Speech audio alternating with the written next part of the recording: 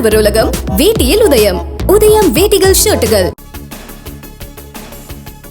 மக்களவை தேர்தலுக்கான காங்கிரஸ் கட்சியின் தேர்தல் அறிக்கை வெளியீடு.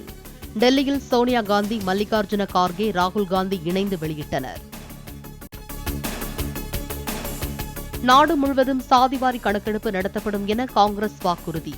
முன்னேறிய பிரிவினரில் பொருளாதாரத்தில் பின்தங்கியவர்களுக்கான 10% இடஒதுக்கீடு அனைத்து பிரிவினருக்கும் விரிவாக்கம் செய்யப்படும் என்றும் அறிவிப்பு. மத்திய அரசு பணிகளில் 30 லட்சம் காலி பணியிடங்களை நிரப்புவோம் என காங்கிரஸ் வாக்குறுதி. 2025ஆம் ஆண்டு முதல் மத்திய அரசு பணிகளில் மகளிருக்கு 50% இடஒதுக்கீடு அமல்படுத்தப்படும் என்றும் உறுதி. 1 முதல் 12ஆம் வகுப்பு வரையில் நாடு முழுவதும் பள்ளிக்கல்வி இலவசம் என தேர்தல் அறிக்கை வெளியிட்ட காங்கிரஸ். 2024 மார்ச் மாதம் வரையில் பெறப்பட்ட கல்விக் கடன்கள் தள்ளுபடி செய்யப்படும் என்றும் வாக்குறுதி. மாநில அரசுகளுடன் கலந்தாலோசித்து புதிய கல்விக் கொள்கை அமல்படுத்தப்படும் என காங்கிரஸ் வாக்குறுதி. மருத்துவ படிப்புகளுக்கான நீட் நுழைவுத் தேர்வு வேண்டுமா வேண்டாமா என்பதை மாநில அரசுகள் முடிவு செய்யலாம் என்றும் தேர்தல் அறிக்கை. வங்கிகளுக்கு வழங்கப்படும் குறுகிய கால கடன்களுக்கான வட்டி விகிதத்தில் மாற்றமில்லை. ரெப்போ வட்டி விகிதம் 6.5% தொடரும் என ரிசர்வ் வங்கி ஆளுநர் சக்தி காந்ததாஸ் அறிவிப்பு.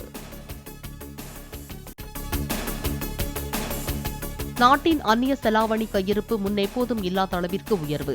கடந்த மார்ச் 29ஆம் தேதி நிலவரப்படி $645.6 பில்லியன் எட்டியதாக ரிசர்வ் வங்கி ஆளுநர் சக்தி காந்ததாஸ் தகவல். முதலமைச்சர் மு.க.ஸ்டாலின் விழுப்புரம் மாவட்டம் விக்கிரவாண்டி அருகே இன்று தேர்தல் பிரச்சாரம். விழுப்புரம் விடுதலை சிறுத்தைகள் வேட்பாளர் ரவிக்குமார், கடலூர் காங்கிரஸ் வேட்பாளர் விஷ்ணு பிரசாத்துக்கு வாக்கு சேகரிப்பு. 50% மின்கட்டண உயர்வால் நகரப்பகுதி மக்களுக்கு கடும் பாதிப்பு என எடப்பாடி பழனிசாமி குற்றச்சாட்டு. வீட்டு வரி உயர்வு, குடிநீர் வரி உயர்வு என வரிக்கு மேல் வரி போட்டது திமுக அரசு என்றும் கோவை பொதுக்கூட்டத்தில் பேச்சு. தமிழகத்தில் போதைப்பொருள் புழக்கத்தை கட்டுப்படுத்த முடியாத அரசு என எடப்பாடி பழனிசாமி விமர்சனம். போதைப்பொருள் புழக்கம் அதிகரிப்பால் குற்றச்சம்பவங்கள் அதிகரித்துள்ளதாகவும் குற்றச்சாட்டு.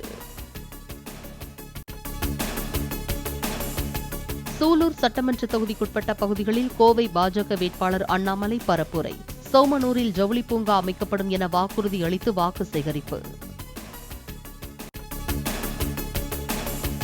மின்சார கட்டண உயர்வால் பாதிக்கப்பட்டுள்ள விசைத்தறி உரிமையாளர்களுக்கு மானிய விலையில் சோலார் பேனல் வழங்கப்படும் என பாஜக வேட்பாளர் அண்ணாமலை வாக்குறுதி. கோவை மாவட்டத்தில் 4 நவோதயா பள்ளிகள் அமைக்கப்படும் என கூறி பரப்புரை. பிரதமர் மோடியின் தமிழ்நாடு வருகை உறுதி செய்யப்படவில்லை என அண்ணாமலை விளக்கம். ஏப்ரல் 9ஆம் தேதி பிரதமர் தமிழ்நாட்டிற்கு வர இருப்பதாக கூறப்படுவது குறித்த கேள்விக்கு பதில்.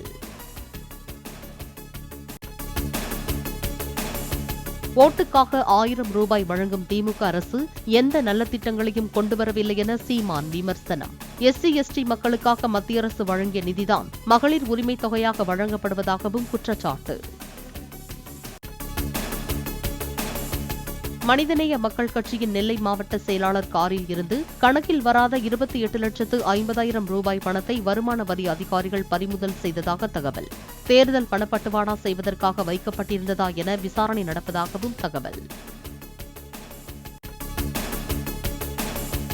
வடசென்னை தொகுதி பாஜக வேட்பாளர் பால் கனகராஜ் பிரச்சார வாகனத்தை பின்தொடர்ந்து சென்ற தேர்தல் பறக்கும் படை அதிகாரிகள். பணம், பரிசு பொருட்கள் விநியோகம் செய்யப்படுகிறதா என சோதனை. மயிலாடுதுறையில் வனத்துறையினர் வைத்துள்ள கூண்டுகளில் சிக்காமல் சுற்றி வரும் சிறுத்தை. சித்தர் காட்டில் கழுத்தில் கடிப்பட்ட காயத்துடன் ஆடு ஒன்று இறந்து கிடப்பதால் சிறுத்தை இடம்பெயர்ந்திருக்கலாம் என சந்தேகம். மயிலாடுதுறையில் பதுங்கியுள்ள சிறுத்தையை பிடிக்க கூண்டுகள், வலைகள் அமைப்பு. 14 இடங்களில் சென்சார் பொருத்தப்பட்டு கண்காணிக்கப்படுவதாக வனத்துறை தகவல். ஜார்க்கண்ட் முன்னாள் முதல்வர் ஹேமந்த் சோரனின் 31 கோடி ரூபாய் சொத்து முடக்கம். ராஞ்சி அருகே 8.86 ஏக்கர் நிலத்தை மோசடியாக பெற்றுக் கொண்டதாக கூறி அமலாக்கத்துறை நடவடிக்கை. சென்னையில் ஆபரண தங்கம் விலை சவரனுக்கு 280 ரூபாய் குறைந்து 52,080 ரூபாய் ஆனது. 1 கிராம் தங்கம் 35 ரூபாய் குறைந்து 6,510 ரூபாய்க்கு விற்பனை. ஆடவர் உலகம் வேட்டியில் உதயம்.